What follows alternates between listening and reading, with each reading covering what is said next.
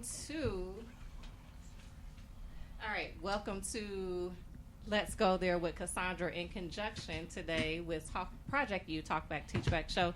We are live on Speaker and we are also live on Facebook. So to my Facebook viewers, welcome. Welcome.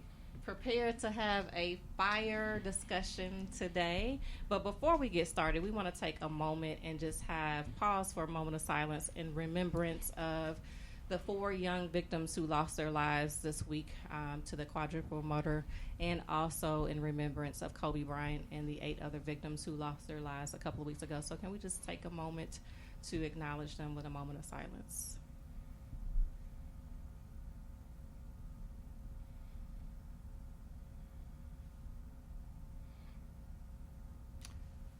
All right. We wanted to bring together a group of diverse couples. Let's Go There with Cassandra and Project U Talk Back Teach Back have partnered together for Black History Month, and we wanted to celebrate just our history, because so often we see the negativity about Black love, Black men, and so we wanted to come together and show the world that we are more than that. And we wanted to present the positive narratives about Black men and Black love, so that we can get on a track of healing and just getting back to having healthy relationships with one another. So we came together and partnered, and we are excited about today's show, celebrating the excellence of Black love. CJ, you want to say anything before we introduce our guests? Yes, just wanted to say that, just kind of echo exactly what you were saying, that, there's a lot of stuff on television right now, and a lot of stuff even on the radio that unfortunately it projects and lift negative things that's going on with our community and negative things that's going on with Black love. And so we wanted to take, of course, Black History Month and just kind of just amplify really what Black excellence look like in terms of Black love. So I just wanted to say I'm happy to be right here with Sister Cassandra. This was actually her vision to bring both platforms together, and we both brainstormed on 2 subjects, and we thought one last week. Our first subject, we talked about Black men and Black excellence, and then of course this week we're celebrating Black love. So I just wanted to say thank you all for carving out some time to have this discussion. Shout out to my DJ, my engineer, DJ Long Green, who's holding it down for me today. Shout out to my sponsors, Norton Estate Planning and Elder Law. Huge shout out to where we are sitting at today, Family and Community Partners. Thank you, Mr. Dwight Holland, for opening up your space and allowing us to have this discussion. And also to Adrian Smiley, Allstate Insurance. To my guests, I'm super excited to have you here. We have a very diverse group. I'm so excited. Just a couple of things. Make sure y'all talk into the mic so that we can capture that audio. You don't have to worry about looking at the camera. Just talking to the mic. Just smooth the mic over if you need to. But I'm going to go around and we're going to introduce our couples in the room, starting with CJ. I'll let you introduce the couple to your right, and I'll go around. Okay, so we have, of course, our brother here, brother Thomas X. He is the assistant minister to Brother Nuri, our student minister here locally of Muhammad Mosque number 74. His lovely wife, Sister Talisa. Both, of course, are guests of mine, and I'm so glad that you all are here. Thank you. And then we have Pastor Henry McMullen and Lady Joy McMullen, who Pastor Henry has been on my show before, and so I'm excited to have his wife joining him today. She is one of my makeup artists who keeps my face beat, so I appreciate her for that. They pastor New Birth, Fellowship Church here in the city. And they're just a young, dynamic couple who are on fire and changing lives.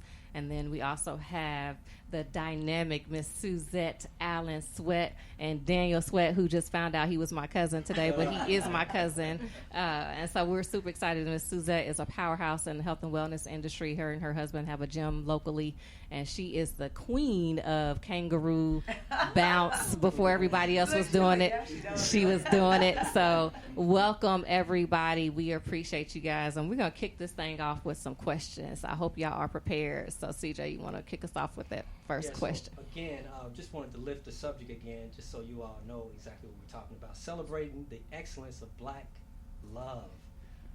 Yes, yeah, I got you. You gotta have it in front of you. It is number one. It said that assumptions are a recipe for disaster. How do you build trust based on truth? Who wants to tackle that first one? No shade or anything. It's quiet. It's quiet. So again, I can repeat it so you all can think about it for a minute. It is said that assumptions are a recipe for disaster. How do you build trust based on truth? For Thomas. All right. Can you hear me? Is this Yes, that's good. Thank you. Well, first, we want to thank you all for having us as guests on the show as well. Thank you. Being able to present a aspect of the community that, as Sister Cassandra was saying before we started, this is a component of our community that really is targeted, and that is black love. And to your question, one of the things that we are taught in the Nation of Islam by the Honorable Minister Louis Farrakhan is that we really don't want to make any assumptions. We want to go off of actual facts. And so when we were having a conversation prior to the show starting, Sister Cassandra, in her explanation of the diversity of the couples, she has stated that we don't believe that black love is just associated with a religion. And so there's a guy by the name of Ziggy Marley, who's one of the 300,000 Marley children. But yet, Ziggy Marley has a song called Love Is My Religion. And so when you think whether you're Muslim, as we're striving to be, Christian, or a person who doesn't even affiliate with a religion, love itself is supposed to be a reflection of what God has put all of us on earth to engage in. So when you talk about not making assumptions and settling on building trust off of truth, then as we're getting together with one another and in our interactions is the truth that builds the trust that we have in our relationships. So one quick thing, we guys have to talk directly into the mic in order for my audio to pick up. So y'all don't have to worry about looking at us or turning to the side, because I know it's easy. Just directly into the mic in order for my engineer to pick up your sound, because he's telling me he's not getting the sound. So, yeah. Yes.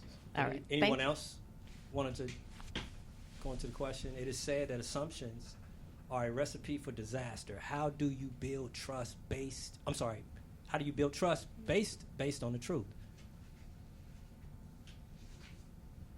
Build trust based on the truth. So, it's like in a relationship, you might be assuming something without the facts.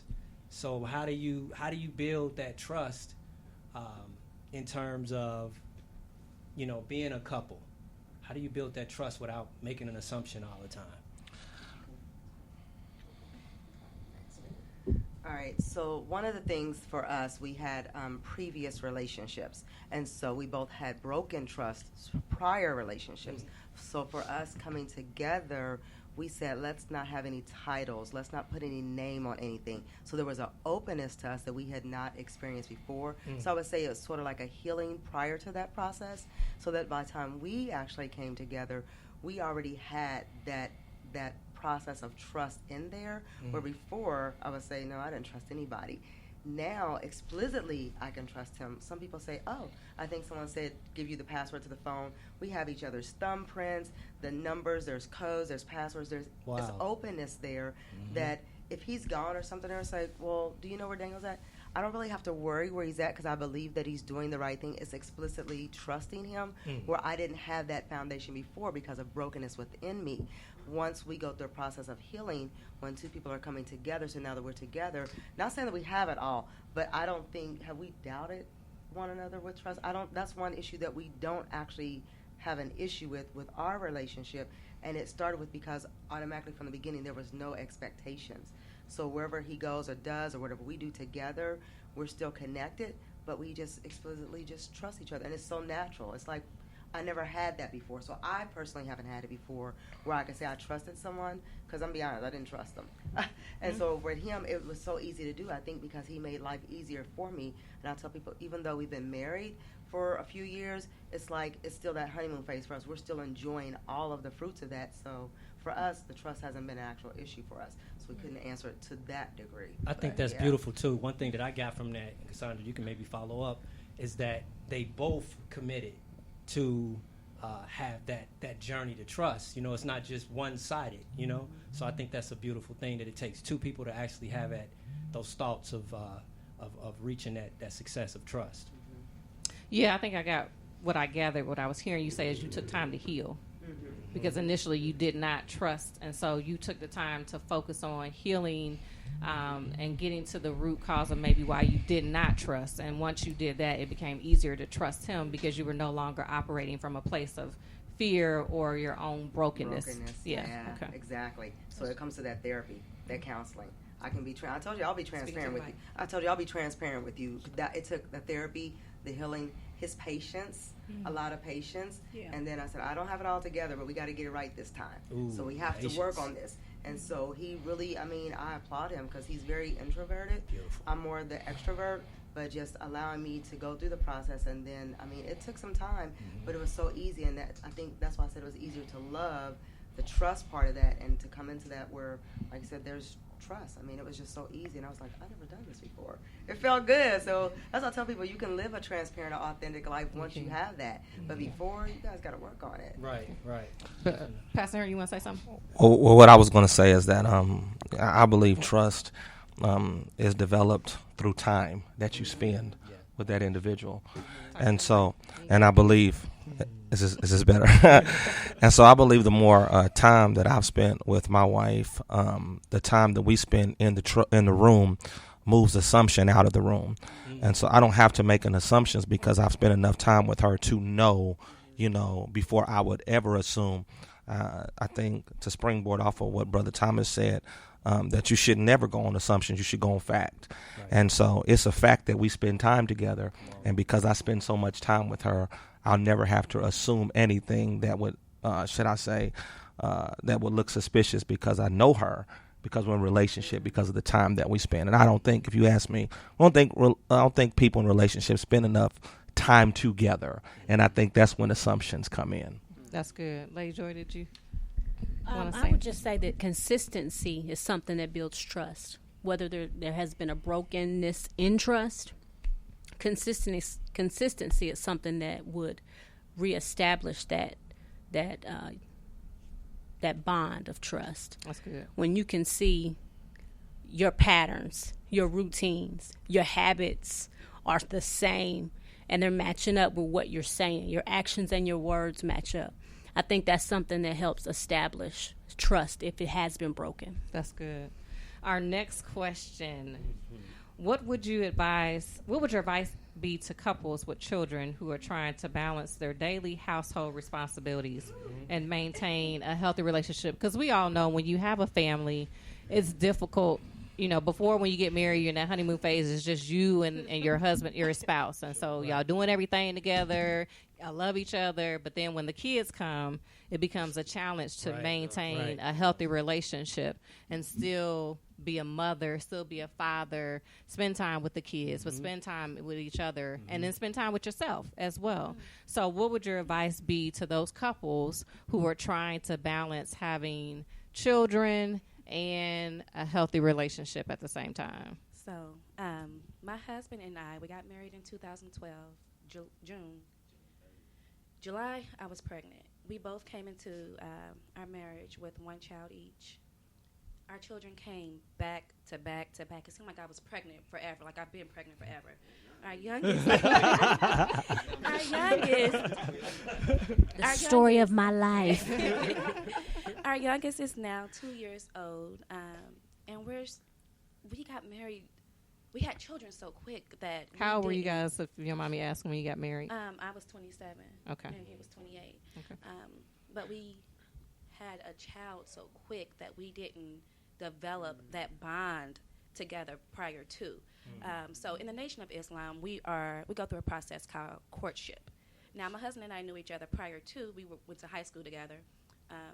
But when you become renewed in a new version of yourself, you have to get to know the newer self. So we go through a version of court. We went through our courtship, and it's like 3 months, and then we were married.